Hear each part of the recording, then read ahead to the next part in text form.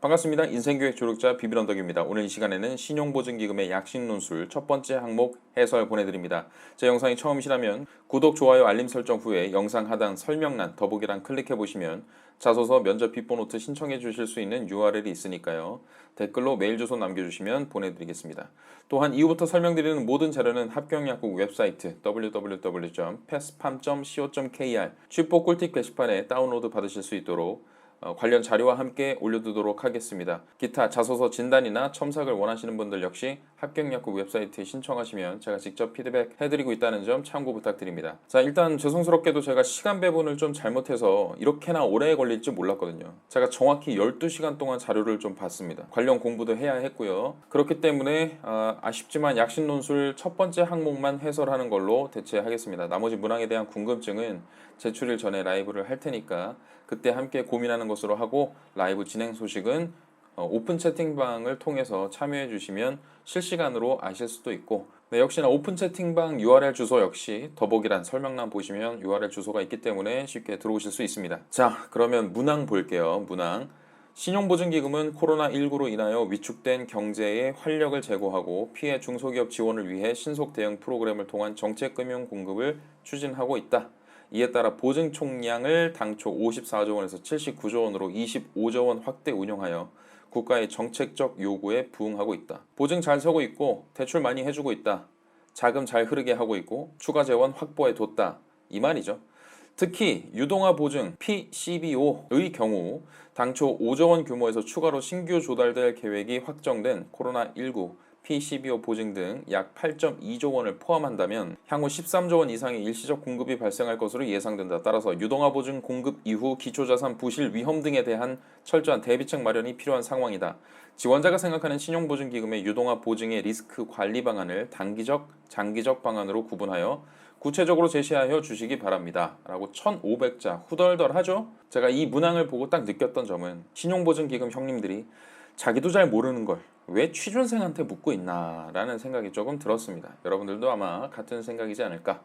하지만 그럼에도 불구하고 우리는 충실하게 답변을 아는 범위 내에서 달아가야겠죠. 먼저 여러분들 작성하실 때 주의사항을 좀 말씀드리고 싶어요. 첫 번째로 기존에 없던 아이디어를 제시한다라는 생각은 좀 버리셔도 좋을 것 같습니다. 물론 관련 분야에 대해서 전문성 높은 연구를 해오셨거나 학습을 해오신 분들이라면 충분히 이야기를 하실 수 있는 부분이겠으나 이를 제외한 다른 분들이 쉽게 건드렸다가 괜히 뭔가를 하고 있는데 혹은 다 생각해 봤는데 문제점들이 뚜렷해서 안 하고 있는 것들을 여러분들이 하십시오 라고 얘기를 해버리는 순간 좋은 점수를 얻기가 힘들기 때문에 그런 차원에서라도 기존에 없던 새로운 아이디어를 뚜렷하게 제시한다라는 생각보다는 결국 이 중소기업 보증 업무에 대해서 내가 이해를 잘 하고 있다는 점을 드러내면서 그런 부분들을 충실히 내가 고민해 본 결과 사업을 담당하는 담당자 입장에서 신용보증기금 입장에서 이런 것들을 해 나간다면 리스크를 좀 해소시킬 수 있을 거라고 공감하고 있습니다 라는 방향으로 적으셔도 될 것 같아요. 그래서 유동화 보증 지원 프로세스나 과거 사례에 대해서 이해를 네가 얼마나 하고 있느냐, 여기서 아마 갈릴 겁니다. 평가가 갈릴 거고요. 그런 이해를 내가 얼마나 잘하고 있는지를 잘 보여주셔야 하는 항목입니다. 그리고 여기서 이제 단기 그리고 장기 무엇을 해나가야 하는지 묻고 있다 라고 이제 구분을 굳이 하고 있는 이유에 대해서는 저는 이렇게 생각합니다. 단기적으로 무엇을 해야 하느냐, 첫 번째로 코로나19라는 예상치 못했던 상황이 발견했고 그에 따라서 PCBO를 새롭게 기존에 해오던 방식이 아니라 새로운 방식으로 확대시켜서 적용을 하고 있는 만큼 이것이 불러올 순기능 그리고 제 역할이라는 것은 무엇인지, 그래서 이것들이 더 잘 되려면 어떻게 해야 할 것인지를 좀 고민하는 방향이 시행되는 차원에 있어서 여러분들이 하실 수 있는 이야기라고 생각을 하고요. 장기적으로는 그야말로 정말 걱정되는 부분에 대한 리스크들을 어떻게 해결시킬 건지를 좀 실컷 풀어내는, 장황하게 풀어내도 되는 부분이라고 생각을 합니다. 그래서 리스크 관리를 위해서 기존의 문제점들이 무엇이 있었고 그런 부분들을 해결해야만 한다. 혹은 재원 마련을 위해서 중장기 과제를 이런 것들을 선정하고 나아가야 문제가 없을 것이다. 그래서 당연히 단기적 관점보다는 장기적 관점에서 하실 수 있는 이야기들이 많아야 이 항목을 좀 더 풍부하고 충실하게 써 나가실 수 있다라고 생각을 했고요. 제가 공부하면서 느꼈던 감정을 섞어서 여러분들한테 말씀을 드리면, 일단 이 PCBO의 리스크 관리를 위해서 PCBO만 주구장창 붙잡고 늘어지기에는 여러분들이 1,500자를 채울 만한 그런 아이디어를 제시하거나 단기적, 장기적 관점을 제시하는 데 제한이 있을 겁니다. 그렇기 때문에 저는 PCBO를 둘러싼 어쨌든 장기적으로 PCBO가 제대로 자본 잠식의 우려 없이 시행이 잘 되려면 기존에 있었던 사업들 영역에서 기초자산 부실에 대비한 다른 사업 영역에서의 자산 확보 노력이 좀 필요하다. 이런 논리로 가시는 것이 더욱 좋다고 생각을 했고 제가 이제 말씀을 드리게 될 내용도 대부분 이런 내용입니다. 그래서 작성법을 놓고 보면 이렇게 써 나가시면 될 것 같죠. 자, 첫 번째로 코로나19로 인해서 보증 총량이 확대가 되었습니다. 그래서 PCBO의 신규 조달에 대해서 나는 어떤 생각을 하고 있고 충분히 그럴 만한 배경을 가지고 있는 것에 나는 공감하고 있습니다. 둘째로 그럼에도 불구하고 기초자산의 부실 위험 가능성에 대해서 저 역시 우려하고 있으며 단기 그리고 장기 측면에서 대비의 필요성이 이렇게 대두되고 있다는 점 역시 잘 알고 있습니다. 그래서 제 생각을 정리하자면 우려되는 단기 리스크 관리 방안은 이런 것이 있고 우려되는 장기 리스크 관리 방안에는 이런 방법들로 리스크를 해칭시켜 나가야 할 것입니다. 그래서 결론적으로는 향후 글로벌 위기 상황 속에서 중소기업 지원의 안정화를 위한 비전과 목표로서 이런 부분에 앞서 나가야 할 것이며 저 역시 제 역할 제가 지원하는 직무 내에서 이런 역할들을 충분히 잘 수행해 나가겠습니다. 라고 쓰셔야겠죠. 그런데 당연히 여러분들 PCBO에 대한 이해가 당연히 되어 있으실 테지만 한 번 더 짚고 넘어가 보자면 신용도가 낮아서 채권 발행을 하더라도 매력이 없으니까 매도를 할 수 없잖아요. 그런 기업들을 위해서 정부가 나서서 신용 보강을 지원해주는 프로그램입니다. 그래서 우량 등급으로 만들어내는 증권을 이야기를 하는 것이고 산업은행이 긴급한 자금을 필요로 하는 기업들의 회사채를 인수하는 방식으로 이 채권을 신용보증기금이 보증을 거쳐서 결국은 신용도를 더 높여서 시중에 유통시키는 것이다. 이건 당연히 다 여러분들 아시는 상태로 지금 영상을 보시고 계시겠죠? 자, 그런데 일단 PCBO를 둘러싼 히스토리에 대해서도 잠깐은 이해하실 필요가 있습니다.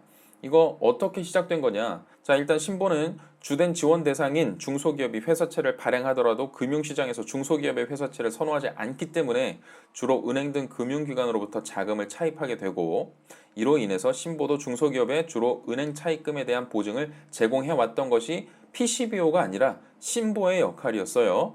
자, 그런데 외환위기 이후에 기업 금융 구조조정 과정에서 회사채 발행 시장의 위축이 우려되면서 자금 조달에 애로를 겪고 있는 기업의 경영 안정 도모와 회사채 발행 시장 등 금융시장 안정화를 위한다는 이유로 2000년 7월부터 기업의 회사채 발행을 지원하는 유동화 회상 보증 PCBO 보증 제도가 이때부터 도입이 된 겁니다. 그래서 이 PCBO 보증이라는 것은 기업이 회사채 발행을 통해 직접 금융시장에 자금을 조달할 수 있도록 지원하는 보증 제도로서 신보 그리고 기보가 유동화 회사 SPC라는 회사를 설립을 함으로써 기업이 발행하는 회사채를 매입하고 유동화를 위한 기초 자산을 구성한 뒤에 유동화 증권을 매각을 함으로써 회사채를 발행한 기업에 대금을 지급하게 되는 방식.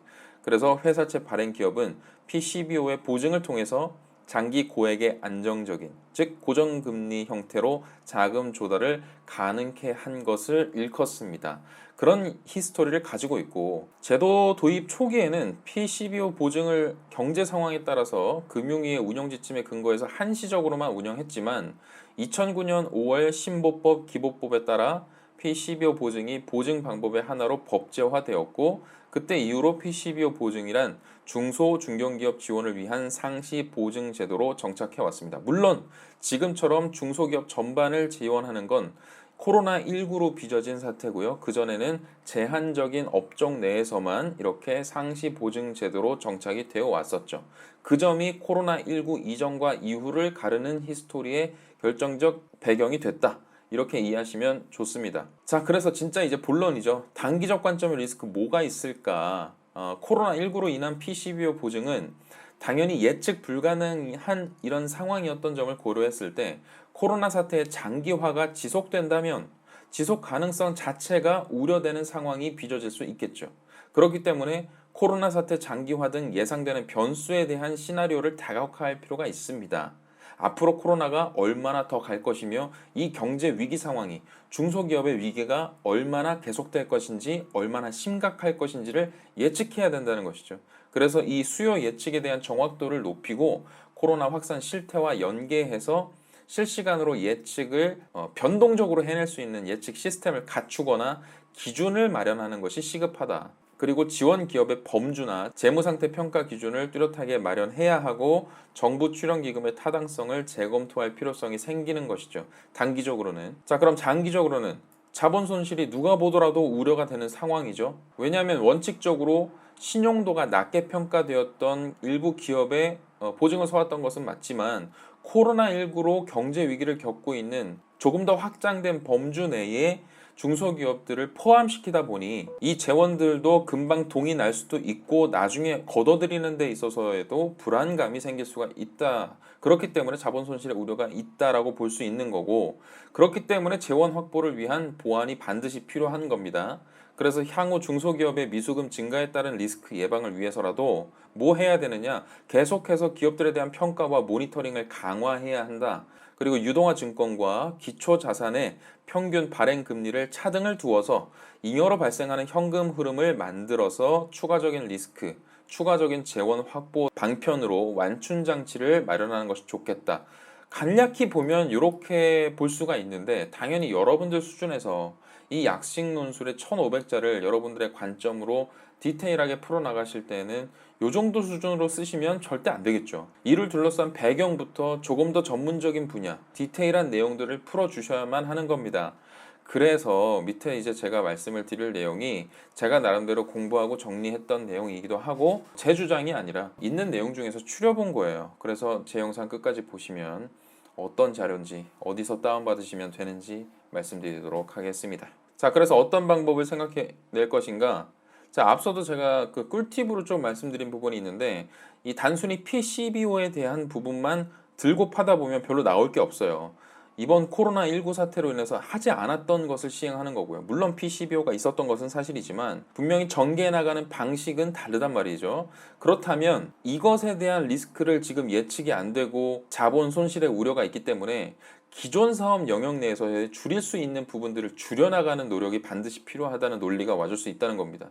그런 차원에서 제가 말씀을 드리는 거예요. 첫 번째로 한정돼 있는 보증 총량이 매년 보증 총량이라는 것은 정해져 있는 거예요. 지금처럼 이렇게 긴급하게 뭐 몇 조 원, 몇십억을 늘리는 그런 개념이 아니라 보증 총량이라는 범주가 당연히 한계치가 존재하겠죠. 이 범위 내에서 목표했던 신규 보증을 공급하기 위해서는 먼저 보증을 섰던 기보증에 대한 감축이 필요하겠죠. 그래서 나갔던 돈을 회수해서 자본을 충당시켜야 되기 때문에 상환 회지나 대위 변제를 통해서 해지를 시키거나 이런 것들을 통해서 신규 보증을 위한 공급 여력을 확보해 두는 것이 필수적으로 필요하다라고 할 수 있습니다. 자, 그리고 기금 재정의 건전성의 확보와 유지를 위해서라도 보증 이용 기업에 대해서 리스크 관리를 해 나가면서 부실 위험 기업에 대해서는 빠르게 상환 회지를 할 수 있도록 유도하는 한편, 한정된 보증 재원이 효율적으로 배분될 수 있도록 장기 고액 보증 기업, 그 중에서도 큰 금액을 오래도록 보유하고 있는 그런 기업들, 이들에 대해서는 분할 납부를 통해서, 분할 상환을 통해서 해지를 할 수 있도록 유도를 함으로써 어느 정도의 자본 충당을 해낼 수 있다. 그래서 결국 하고 싶은 얘기가 뭐냐?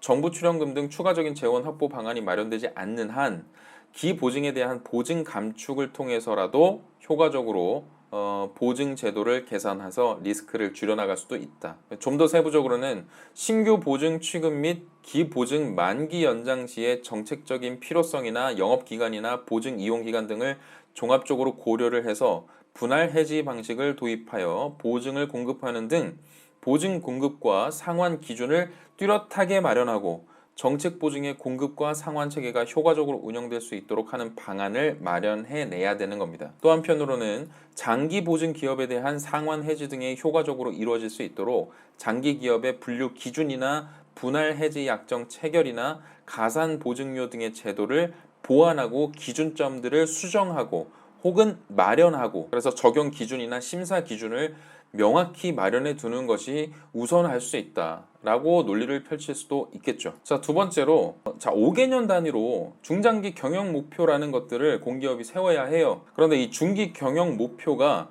코로나19 사태는 전혀 예상치 못했던 것이기 때문에 아직 이 경영 목표에 코로나19로 인한 재원 마련 분야 이런 부분들이 당연히 없겠죠. 그러니까 이 부분을 좀 보완을 시켜서, 왜냐하면 다른 사업 영역에도 다 영향을 미치니까 자본이 줄어드는 것이 우려되는 사업 영역은 조금 더 후순위로 밀어두고 일단 긴급하게 지금 들어오게 된 EP12호에 대한 재원 마련 분야를 반드시 명시를 해두고 기준들을 보완을 해야 될 겁니다. 보강을 해야겠죠. 그래서 중장기 관리 계획을 보완함으로써 기금의 유동성을 확보해내고 적정 운영 배수를 유지시키고 대책을 마련하고 관리 계획과 업무 기준을 마련한다. 그리고 명시한다. 이런 노력이 반드시 들어갈 필요가 있겠죠. 자, 그리고 세 번째로는 기금의 지속 가능성이 확보될 수 있도록 중장기적으로 기금의 재정 건전성을 확보하는 방안이 마련되어야 될 거고, 당연한 소리긴 하지만, 그리고 기금의 중장기적인 유동성과 기본 재산 규모 등을 고려해서 보증 연계 투자라는 것이 있는데 이것을 확대할지 말지를 재검토할 필요성이 있다.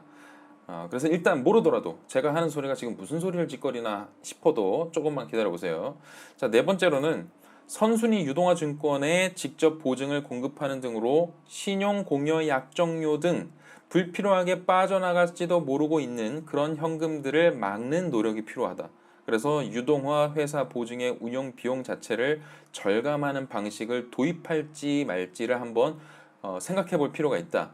그리고 다섯 번째는 유동화 회사 보증의 차환 발생 시 회사채 상환 비율을 정한 규정을 정비를 시키고 유동화 회사 보증의 부실 발생을 줄일 수 있도록 전문 심사위원회 제도 이런 것들의 심사를 내실 있게 맡아서 운영할 수 있는 방안들을 추가적으로 마련하는 것이 좋겠다. 제가 그래서 지금까지 설명드렸던 것이 이게 저도 고민을 했지만 당연히 여기서 제가 이게 무슨 개념이고요. 신용 공여 약정료는 뭐고요. 이런 거를 다 말하기에는 저는 자격이 없는 사람입니다. 지금 제가 여러분께 뭐 경제나 경영 원리를 얘기를 드리는 것도 문제가 있고, 그래서 제가 이 자료 어디서 가져온 거냐면 감사원에서 나온 감사 보고서예요. 네. 여기에 사실 우리가 지금 PCBO를 처음 들어보신 분들도 계실 거고 신보에서 이런 역할을 하고 있다는 거 몰랐던 분들도 계실 겁니다. 그런데 처음 보는 사람도 대충 이해는 할 수 있도록 감사 보고서에 보시면 개념 정의부터 왜 이렇게 해야 하는가에 대한 배경 설명, 그래서 결과적으로 너희들이 이것들을 해야만 하는 이유 등이 나와 있습니다. 그래서 사실 좀 조심스러워요. 여러분 죄송하지만 그렇다고 해서 감사원에서 나온 이 감사 보고서만 맹신하는 것이 과연 좋은가? 이 방향성들이 지금 시행되는지 안 되는지도 모르는데 그런 여부들에 대해서는 여러분들이 같이 판단을 해보실 필요가 있습니다. 저 스스로를 이해시키는데 굉장히 좋은 보고서였던 건 맞지만 여러분들이 주장을 펼쳐 나가시는데 그렇다고 무턱대고 이런 주장들을 그대로 따라 쓰는 우를 범해서는 절대 안 되겠고요. 그리고 일단 추가적으로는 단기적으로 코로나19 상황과 지금 P12호가 왜 확대 운영되어야만 하는 것인가에 대한 이유는 제가 말씀드린 이 부분에서는 없기 때문에 위에서 말씀드린 이 단기적 리스크에 대한 여러분들만의 생각들, 여러분들이 지금까지 찾으셨던 자료들, 이런 부분들을 대입하시는 노력이 좀 필요합니다. 그래서 다시 말씀드리지만 지금 PCBO라는 개념 자체에 대해서 도대체 어떻게 접근해야 되는지 모르는 분들을 위한 그분들의 시각에서 제가 설명을 좀 드린 것이고, 추가적으로 어렵게 느껴지는 개념 같은 경우는 감사 보고서에 보시면 굉장히 디테일하게 잘 나와 있다. 그래서 사실 200페이지가 넘는 보고서이긴 하지만 여러분들이 좀 더 관심을 기울여서 발췌하는 식으로 보시게 되면 제 생각엔 2시간, 3시간이면 충분히 보실 수 있는 분량이에요. 자, 제가 그리고 말씀드렸던 이 감사원 감사 보고서 역시 합격약국 취뽀꿀팁 게시판에 가면 다운로드 받으실 수 있도록 할 테니까요. 꼭 한번 가서 자료 검색해 보셨으면 좋겠습니다. 자, 어쨌든 정말 어려운 문항이긴 합니다만 여러분들 이렇게 하나하나씩 신경 쓰고 접근하는 것이 취뽀로 가는 지름길이고, 결국 이렇게 변별력을 뚜렷하게 드러낼 수 있는 문항이 나와야 내가 서류를 합격했으면 정말 잘 쓴 거고, 이런 부분에서 못 쓰면 탈락할 수밖에 없는, 그게 좀 명확하잖아요. 그래서 단순히 문항이 어렵다고 욕할 것이 아니라 진짜 변별력이 확실하구나, 긍정적으로 생각하시고 공부한 만큼 결과가 나오겠다 라는 생각을 좀 강하게 가지시고 최대한 몰입해서 여러분들의 논리를 펼쳐 나가셨으면 좋겠습니다. 자, 이상으로 신용보증기금의 약식논술 항목 해설 마치겠습니다. 여러분 할 수 있다잉.